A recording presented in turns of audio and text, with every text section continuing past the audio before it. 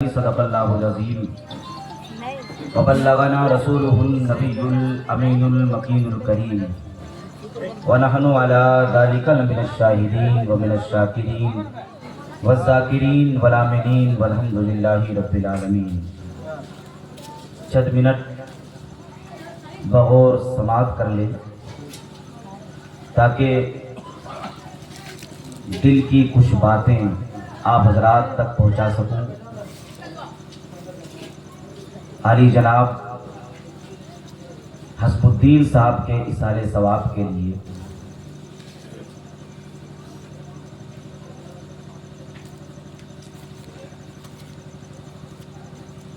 اس محفل پاک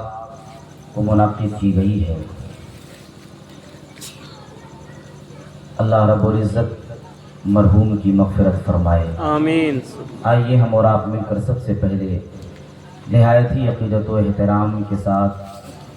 حضور صاحب لولاق فخر موجودات رحمت عالم نور مجسم سید عالم جناب احمد مجتبیٰ محمد عربی روح فدا سرور کون و مقام صلی اللہ تعالی علیہ وآلہ وسلم کی طیب و طاہر مطہر و مطہر بارگاہ میں اپنی اپنی غلامی کا ثبوت دیتے ہوئے جھوم کر بآواز بلند درود و سلام کا ہدیہ پیش کرے۔ اللہم صلی علی سیدنا و نبینا مولانا و مولانا محمد و بارک وسلم صلاۃ و سلام علیک یا رسول اللہ صلی اللہ تعالی علیہ وآلہ وسلم۔ اللہ کی سرتابہ قدم شان ہے یہ، اللہ کی سرتابہ قدم شان ہے یہ، انسان نہیں انسان وہ انسان ہے یہ، اور قرآن تو ایمان بتاتا ہے انہیں، ایمان یہ کہتا ہے میری جان ہے یہ، ایمان یہ کہتا ہے میری جان ہے یہ، اور رہے گا یوں ہی ان کا چرچا رہے گا، رہے گا یوں ہی ان کا چرچا رہے گا، پڑے خاک ہو جائے جل جانے والے، مٹ گئے مٹتے ہیں مٹ جائیں گے عادا تیرے، نہ مٹا ہے نہ مٹے گا کبھی چرچا تیرا، تو زندہ ہے واللہ تو زندہ ہے واللہ،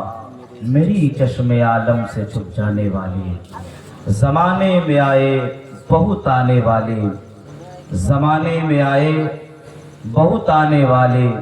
نہ آیا کوئی تجھ سا اے آنے والے، سراجم منیرا لقب پانے والے، چمک تجھ سے پاتے ہیں سب پانے والے، میرا دل بھی چمکا دے چمکانے والے۔ عزیزان ملت اسلامیہ، اصال ثواب کی محفل ہے۔ جب کوئی شخص دنیا سے رخصت ہوتا ہے تو وہ انتظار کرتا ہے اور امیدیں لگائے بیٹھتا ہے دنیا والوں سے، جو اس کے عزیز و اقربا ہیں، جو رشتہ دار ہیں، جو اولاد ہیں، گھر والے ہیں، ان سے ایک امیدیں لگائے رہتا ہے، انتظار میں رہتا ہے، کس چیز کا؟ ثواب کے تحفے کا۔ حضرت عبداللہ ابن عباس رضی اللہ المولا تبارک و تعالی عنہ روایت فرماتے ہیں کہ آقائے دو جہاں مالک کون و مکان جناب محمد رسول اللہ صلی اللہ تعالی علیہ وآلہ وسلم نے ارشاد فرمایا، جب کوئی اپنے مردے کے لیے ایصال ثواب کرتا ہے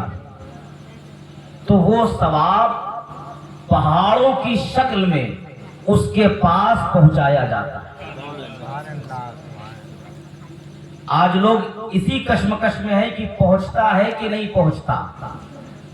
لیکن بیہقی شریف کی حدیث پاک ہے، آقائے کائنات صلی اللہ علیہ وسلم ارشاد فرماتے ہیں، جب کوئی ایصال ثواب کرتا ہے اپنے مرحومین کے نام سے تو آقا علیہ السلام فرماتے ہیں کہ اللہ رب العزت پہاڑ کے شکل میں اس تک پہنچاتا ہے، اور جب یہ ثواب کا تحفہ یہ ہدیہ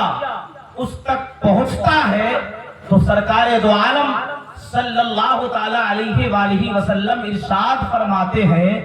کہ وہ اتنا خوش ہوتا ہے جتنا کہ اسے پوری دنیا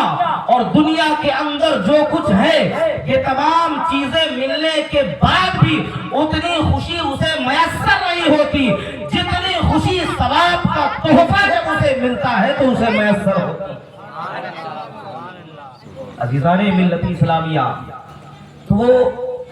اسی طریقے سے جیسے کہ ڈوبتے ہوئے کو ایک تنکے کا سہارا مل جائے اس امید پر رہتا ہے، ویسے ہی دنیا سے جو رخصت ہو جاتے ہیں وہ اس امید پر رہتے ہیں کہ ہمارے گھر والے، ہمارے عزیز و اقربا ہمارے پاس ثواب کا تحفہ بھیجے تاکہ ہمیں خوشی میسر ہو۔ اور یہ ہم اور آپ جو محفل کرتے ہیں یہ ان کے ایصال ثواب کے لیے، تاکہ دنیا سے جانے کے بعد ہم ان کے نام سے ایصال ثواب کریں تاکہ انہیں خوشی میسر ہو۔ درود پاک پڑھیں، اللہم صلی علی سیدنا و نبینا مولانا و مولانا محمد مبارک وسلم صلاۃ و سلام علیک یا سیدی یا رسول اللہ صلی اللہ تعالی علیہ وآلہ وسلم۔ عزیزان گرامی، میں نے جس آیت کریمہ کی تلاوت کرنے کا شرف حاصل کیا ہے اسی آیت کریمہ کا ایک حصہ حضرت حافظ و قاری مقصود جامی صاحب قبلہ نے تلاوت کی، اور اسی کے تناظر میں چند منٹ انہوں نے آپ حضرات تک حق کا پیغام پہنچایا۔ بس اسی سے آگے بڑھتے ہوئے چند باتیں آپ حضرات کے گوش گزار کرنا چاہتا ہوں۔ حضرات گرامی، دو راستے ہیں، ایک ہے حق کا راستہ اور ایک ہے باطل کا راستہ۔ آج کے حالات کے تناظر میں چند منٹ آپ حضرات سماعت کر لیں اور یہ عہد کر کے اٹھیں کہ ہمیں اپنی زندگی میں نکھار لانا ہے اور ہمیں عمل کرنا ہے۔ سب سے پہلے حق علمبردار حضرت آدم علی نبینا علیہ الصلوۃ والتسلیم ہوئے، اور ان کے مقابلے میں باطل شیطان کی شکل میں ابلیس سامنے آیا۔ اب دو راستے ہوئے، ایک حق کا راستہ، ایک باطل کا راستہ۔ جو شیطان کا راستہ ہوا اور حق کا راستہ جو رحمان کا راستہ ہوا۔ دلائل و براہین، شواہد و مشاہدات سے حق کا راستہ واضح طور پر بتا دیا گیا۔ قرآن عظیم کی آیتوں کے ذریعے، احادیث طیبہ کے ذریعے بتایا گیا کہ حق کا راستہ کیا ہے اور باطل کا راستہ کیا ہے۔ اس لیے کہ جب ہمیں معلوم ہو گیا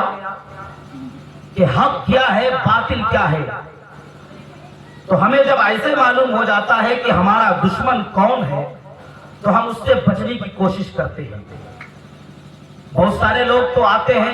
ہمارے ساتھ یہ معاملہ ہوا ہے، بتائیں کہ کس نے کیا ہے تاکہ ہم اس سے بچیں۔